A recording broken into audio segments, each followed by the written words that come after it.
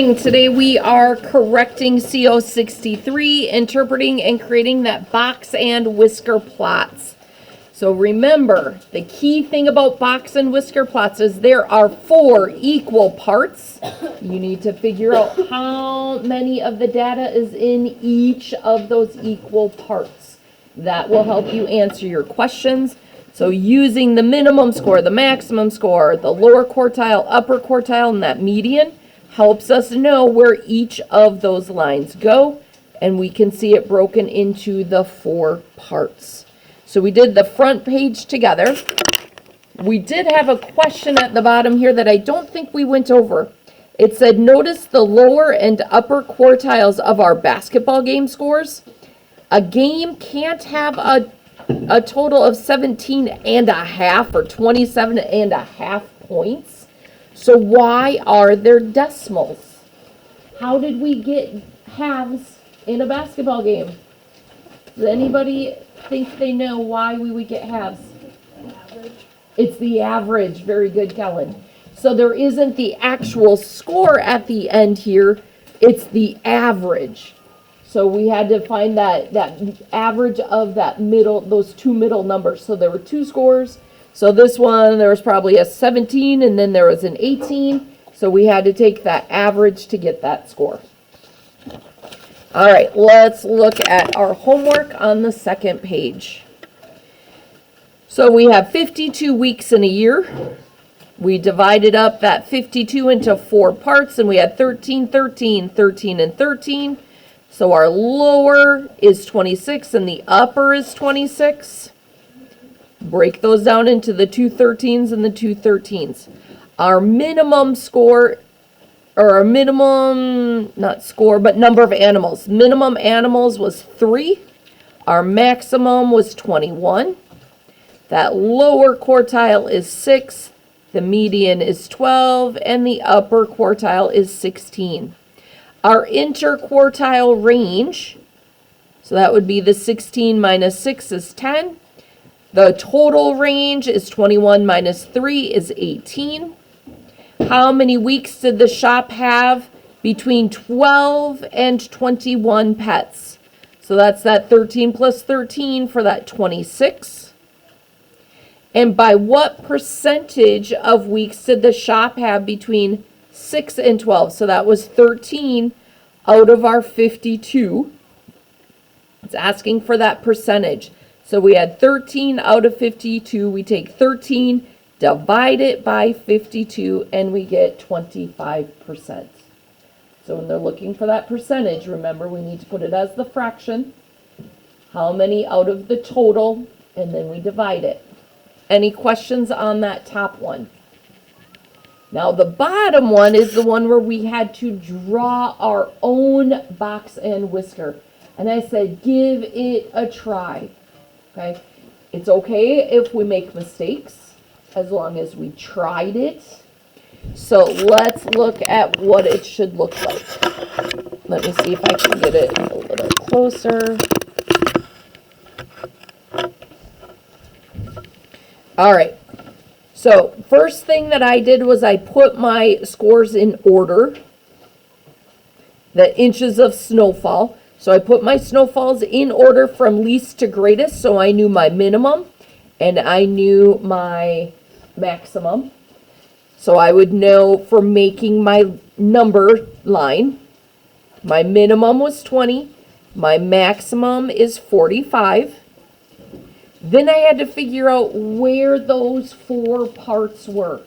So I divided up all of my numbers into 4 equal parts. There were 3 snowfalls in the lower part, 3 snowfalls in the next, 3 in the next, and 3 in the next. So each has 3 data points in them. So I looked to see, I had 27 and I had 31. So where would that lower quartile be? I had to find that average. So I did the average of 27 and 31 is 29. So I drew that lower quartile here, so I knew that whisker went from the minimum of 20 to 29. Then my box starts.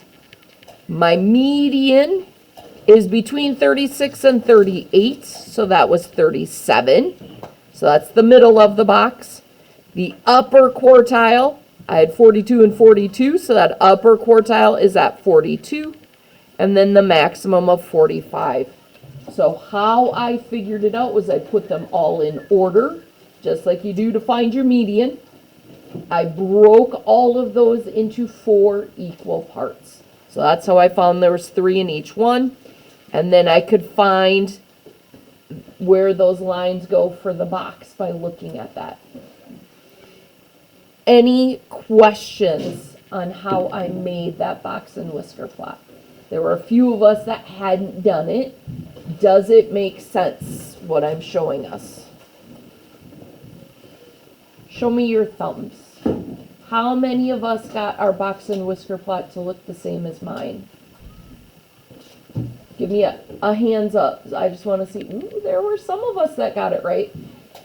So, knowing what we know now, would you be able to create your own box and whisker plot? Show me with your thumb. Do you think you're confident in it? Are you kind of shaky? Maybe. Or are you like, I have no idea. I'm still lost. So I see some shakies. I see a few thumbs up. I see an honest thumbs down. I'm still a little lost, and we can go over it together later. Okay? So thank you for being honest. The shakies, we just have to remember 4 parts. So if you line them up in order, that's our first step. We know we have to find our median. So we know when we're working with data, our first step when finding the median is you put them in order. So put them all in order. There were 1, 2, 3, 4, 5, 6, 7, 8, 9, 10, 11, 12 data points. So I need to divide that 12 by 4. And that's how I know there's 3 in each section. So you add up how many data points there are altogether and divide it by 4. So you can figure out how many of these will go in each section. And then finding those, the median of those numbers that line's going in between. And that's how we make our box. We know the minimum and maximum numbers are at the ends of those whiskers. To make the box, we need to find those medians. Okay, let's look at our review. Find the mean, median, and mode of this data. So our mean was 136. Our median was 136, and the mode was none. There were none that repeated. Any questions on the mean, median, and mode? All right, what does a bar graph show? It shows how many of something. So remember, I've been underlining what we use the different graphs for. That's important to know. We use the bar graph to show how many. We use the line graph to show the value of something, and the stem and leaf plot shows the data in order. So that's all you had to write for those. Adelaide.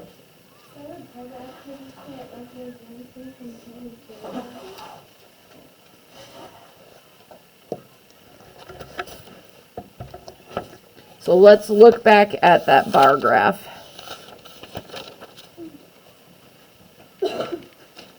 So right here, it focuses on how many of something.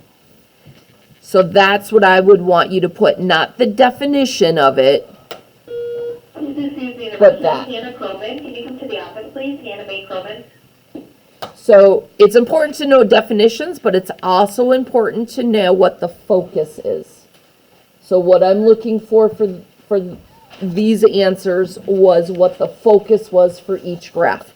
So that's always underneath our definition. Okay. You're going to want to know those for the test. So when we make our help sheet, our test is going to be after Easter. That Tuesday after Easter, we are making our help sheet. We're going to want the definition and what the focus is on. Okay. Any other questions?